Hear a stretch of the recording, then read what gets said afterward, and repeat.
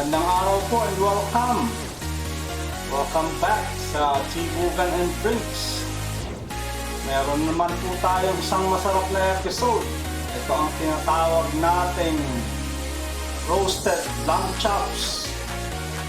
French cut siya. Ito po ang ating bita ngayon. Ang ating Lambchops. Rack of Lambchops na French cut. At ito po ang kanyang mga ingredients. Meron po tayong lemon,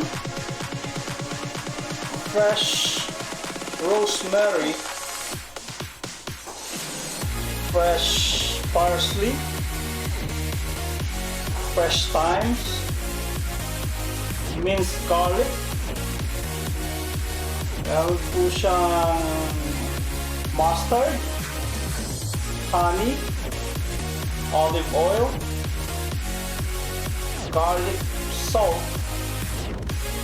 at ang ating lemon and pepper seasoning. Ayan po. Prepare natin siya. Tapos mamarinate. And i-grill po natin siya para sa ating isa na namang masarap na episode dito sa Chibugan and Drinks. Ito po. Itong nandito sa tabi. Yan po ang marinade para sa ating kusinero. Serbesang paborito. Ito po. Ayan. I-prepare natin siya. Then marinate. Okay. Kita-kits po tayo pag atin lang na-prepare at nahiwa lahat para sa ating mixture ng marinade natin. Ayan po. Huwag kalilimutan mag-subscribe and mag-like at i-share nyo na rin po sa ating mga kaibigan. Ayan. Ito po siya. Ang marinade niya. Simulan natin sa pag-rub ng ating lemon and pepper seasoning. Ito, parang applyan mo lang siya ng dry rub. Ito po, rinarab natin siya. Sunod natin ang ating garlic salt. Ayan po. Habang tayo nagra-rub at nag-a-apply ng garlic salt, gusto ko pong pasalamatan yung mga subscriber natin. Maraming salamat po sa subscriber natin. Hindi po dahil sa inyo hindi magkakaroon ng traction ang ating channel. So kailangan natin ng subscriber para tuloy-tuloy ang saya. Tuloy-tuloy ang luto dito sa Chibugan and Drinks. Eto, pagkatapos nating i-rub, lalagay lang natin siya sa isang ziplock na siguraduhin natin kasya. Eto siya. Ayan. Ayan, marinate ng maayos. Okay po, eto. Binabalikan natin ang ating herb, another part ng ating marinade. Okay, lagyan lang po natin ng olive oil ito sa ating bowl. Slice lang natin ng very fine ang paghiwa.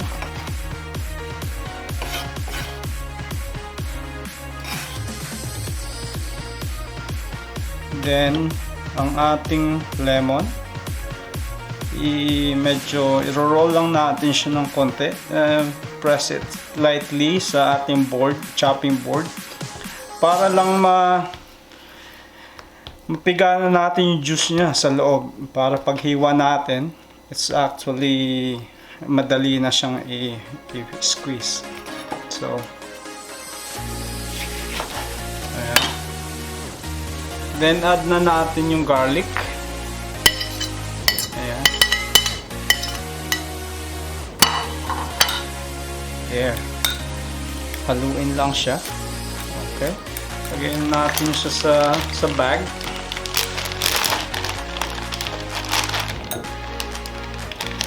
Ayan na. Bali, dyan lang siya. Then huwag gonna mix it. Huwag gonna mix it sa bag. Ayan. Ang ating marinated lamb chops. Okay. Marinate natin siya for an hour. Eto, mga YouTube lovers, i-share natin ang ating lamb chops. Kailangan mainit yung ating kawali. So, painitin lang natin ng saglit. Saka po sa comment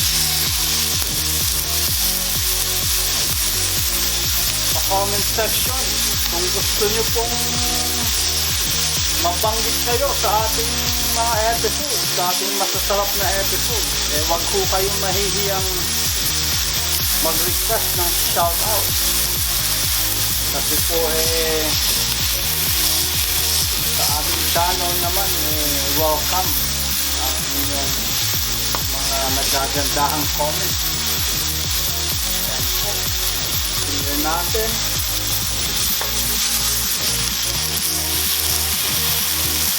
Yung fat side ang una,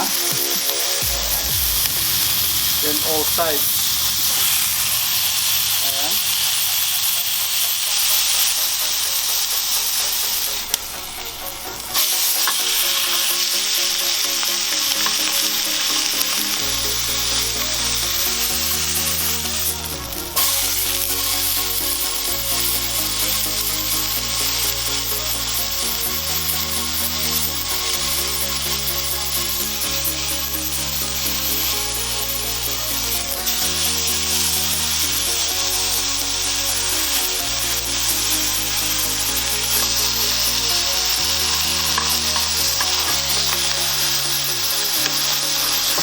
Eto po, after nating ma-sear ang ating lamb chops, i-base natin siya ng ating mixture. Ayan po siya, mixture ng mustard, honey, at saka olive oil. So yan lang po yung base niya. Okay, ang ano natin, lalagay lang natin, papahiran lang natin siya para make sure na everything is covered. Ayan. Ito. Magpapa-shout out. Tulad ng may babanggitin akong frequent sa ating channel, si Miss Leia Blanca. Maraming salamat po sa iyo. Dumalaw ka ng multiple times sa ating channel. At meron din po ang kusina ni Nanay. Ayan po. Banggitin na natin sila.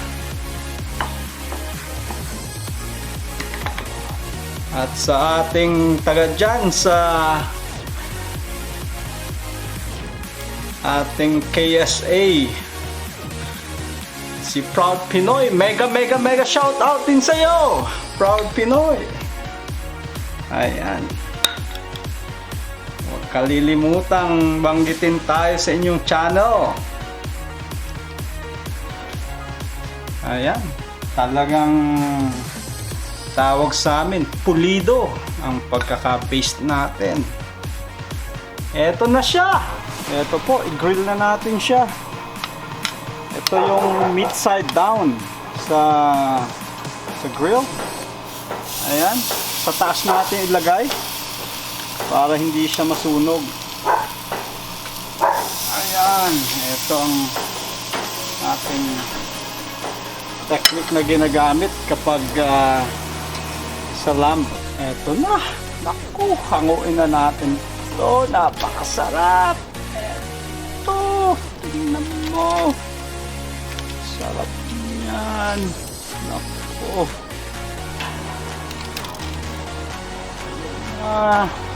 Naku. Ayan, plating na. Sarap.